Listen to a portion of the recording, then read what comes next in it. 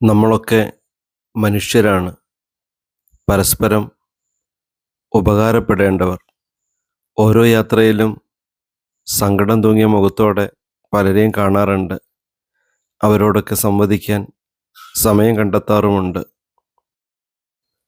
നമുക്ക് നൂറുകൂട്ടം പ്രശ്നങ്ങളാണെങ്കിൽ വാടിയ മുഖത്തോടെ നമ്മുടെ കൺമുന്നിലൂടെ നടന്നു പോകുന്നവർക്ക് ആയിരത്തോളം പ്രശ്നങ്ങളാണ്. അത്തരം പ്രശ്നങ്ങളിൽ ഒരു ചെറുപുഞ്ചിരിയോടെ അവരെ ചേർത്ത് പിടിക്കുകയാണെങ്കിൽ അവരുടെ ആ സങ്കടം മാറിക്കിട്ടും.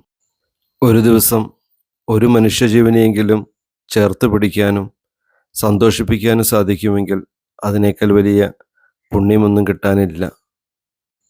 ഓരോ മനുഷ്യരും നിശബ്ദതയുടെ അഗ്നിപർവ്വതങ്ങളാണ്. ഓരോരുത്തരുടെ സങ്കടങ്ങളുടെ ആഴം മറ്റൊരാൾക്ക് മനസ്സിലായിക്കൊള്ളണമെന്നില്ല. കാരണം അവനവൻ മുങ്ങിത്താഴുന്ന സങ്കടക്കുഴിയുടെ ആഴവും പരപ്പും അതാ മുങ്ങിത്താഴുന്നവന് മാത്രമേ അറിയുള്ളൂ. എനിക്ക് കന്നഡ അറിയില്ല, അദ്ദേഹത്തിന് മലയാളവും അറിയില്ല. എങ്കിലും ഞങ്ങൾ കുറേ നേരം സംസാരിച്ചു. അപ്പോഴതാ ഒരു സുഹൃത്ത് വന്നു. അദ്ദേഹത്തിന് കന്നഡയും മലയാളവും ഒക്കെ അറിയാം. ഒരു ദ്വിഭാഷിയെ പോലെ അദ്ദേഹം ഞാൻ പറയുന്നതെല്ലാം അദ്ദേഹത്തോട് ചോദിച്ചു. മറുപടിയും എന്നോട് പറഞ്ഞു തന്നു. അങ്ങനെ മിണ്ടിയും പറഞ്ഞും ഒരു കൊച്ചു സങ്കടം പരിഹരിക്കാനായതിൻ്റെ സന്തോഷത്തിൽ ഞങ്ങൾ പതുക്കെ വീണ്ടും വീണ്ടും നാട്ടുവർത്തമാനവും വീട്ടുവർത്തമാനവുമൊക്കെ പറഞ്ഞുകൊണ്ടിരുന്നു.